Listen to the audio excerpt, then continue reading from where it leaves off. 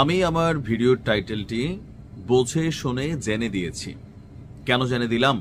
আমরা হয়তো দেশের বাহিরে আছি, আমরা হয়তো ছোট মানুষ, কিন্তু যারা আমাদের বাংলাদেশের প্রধান রাজনৈতিক দলগুলো, যদি মাত্র একটা দল বিরোধিতা করত ভাবতাম যে এটা হয়তো পলিটিক্যালি বিরোধিতা, কিন্তু যখন আমাদের প্রত্যেকটা দলই এখানে এই বিষয়টি নিয়ে বিরোধিতা করছে তখন বুঝতে হবে ডালমেকুচ কালাহে, অথবা ডক্টর ইউনূস বাংলাদেশের এমন ভালো চাচ্ছেন অন্য কোনো রাজনৈতিক দল এই ভালোটা করতে পারবে না, অথবা এখানে ডক্টর ইউনূস এবং তার যেই সরকার আছেন তাদের বিশেষ কোনো ফয়দা আছে।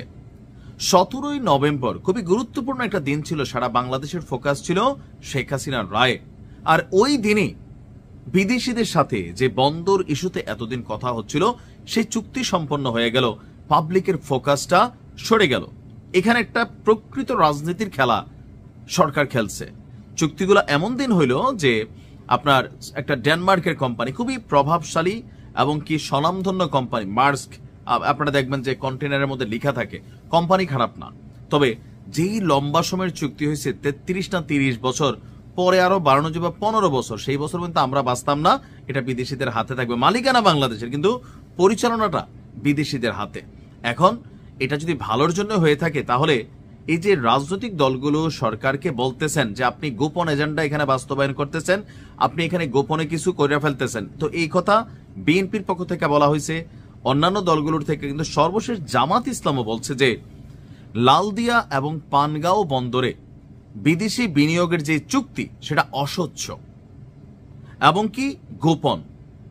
কেন এই বক্তব্য দিয়েছেন এমনকি উদ্বেগ প্রকাশ করেছে জামাত ইসলামী।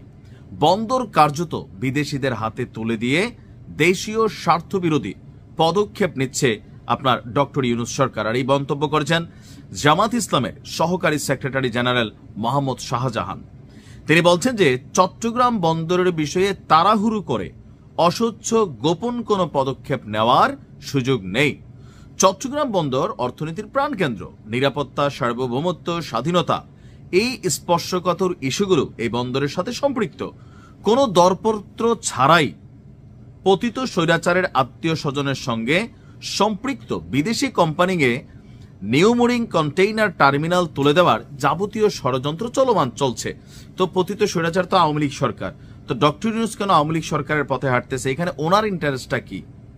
আওয়ামী লীগ নয়তো দেশ বেচা দিয়েছে বিদেশের কাছে, আমরা বুঝলাম, কিন্তু ডক্টর ইউনূস কেন হাঁটলেন? এমনকি যথেষ্ট তাড়াহুড়ো করে। আর এত বড় গুরুত্বপূর্ণ একটা সিদ্ধান্ত, একটা ইন্টারিম সরকার যারা এখন পর্যন্ত একটা নির্বাচন ঠিকমতো করার মতন অবস্থান নাই, মব কন্ট্রোল করতে পারেন না, অনেক কিছুই পারেন না। অর্জন আছে, তবে মোটা দাগে বড় কোনো অর্জন নাই। তো সেখানে এত বড় একটা চুক্তি একটা ইন্টারিম সরকার করতে পারে কিনা সেই প্রশ্ন তুলেছে কে? রাজনৈতিক দলগুলো। বন্দর দেশীয় ব্যবস্থাপনা পরিচালনায় 3 দফা প্রস্তাব দিয়েছে জামাত। বিবৃতিতে বলা হয়, দেশীয় ব্যবস্থায় বন্দরের উন্নয়ন সম্পন্ন করুন, একান্ত প্রয়োজন হলে দক্ষ এবং অভিজ্ঞ বিদেশি জনবল নিয়োগ দিন এবং তাদের মাধ্যমে দেশীয় জনবলকে প্রশিক্ষিত করুন। আমার কাছে এই লাইনটা পছন্দ হয়েছে যে ঠিক আছে, আমাদের কাছে সিস্টেম নাই, তো তাদের মাধ্যমে আমরা সিস্টেম কিনি। সৌদি করতেছে না, তাদের দেশে আইনা বিদেশ থেকে টাকা দিয়ে মানুষ এনে তারা করতেছে, কিন্তু তারা কি সবকিছু দিয়ে দিচ্ছে? হয়তো 2-4টা জিনিস দিচ্ছে, কিন্তু কন্ট্রোলিংটা কি? আমার কাছে টাকা আছে, বিদেশ থেকে মানুষ আনবো, আমরা ট্রেন্ড হব, আমাদেরটা আমাদের জেনারেশন বাই জেনারেশন ট্রেন্ড হবে। এখন এই 45 বছর এই ইংরেজরা তো এই দেশ শাসন করে গেছে, গোলাম বানাইছে, এর বাহিরে কিছু না। কোম্পানি স্বনামধন্য প্রায় 60টির বেশি দেশে ডেনমার্ক আপনার কাজ করে, কিন্তু তাদের সম্পর্কে ওরকম অ্যালার্জি নেই, কিন্তু ভেতরে হয়তো অন্য কিছু আছে। জামাত বলছে যে উন্নত মানের যন্ত্রপাতি সহ যাবতীয় উপায় উপকরণ ক্রয় করুন, তা সম্ভব না হলে আন্তর্জাতিক দরপত্রের নীতিমালা অনুসরণ করে জনগণকে অবহিত করে বিদেশি অপারেটর নিয়োগের চুক্তি করতে হবে। খুব সুন্দর মন্তব্য দিচ্ছে, আমার হচ্ছে ভালো লাগছে যে এটা কেন নিয়োগপত্র হইল না, কেন এটা টেন্ডারপত্র হইল না, আসলে সিস্টেমটা কি? যে আওয়ামী লীগ রেখে গেছিল এই সিস্টেম কি এখন আইসে যে উপদেষ্টাদের বিরুদ্ধে কোটি কোটি টাকার দুর্নীতির গল্প, যে এরাই কি আসলে কামসাইরা দিতেছে? ডক্টর ইউনূস কি জানেন নাকি পেছনে কোনো শক্তি কাজ করতেছেন যেটা তিনি প্রকাশ করতে পারতেছেন না? আবার দায়ভার তো ওনার উপরে আসতেছে যে তলে তলে 2 নাম্বারই করতেছে। চাঞ্চল্যকর তথ্যই তো এগুলো নাকি? জামাত যে প্রস্তাবগুলো দিচ্ছে প্রত্যেকটা সুন্দর প্রস্তাব, বিএনপি যা বলছে সেটাও কিন্তু প্রস্তাবটা সুন্দর।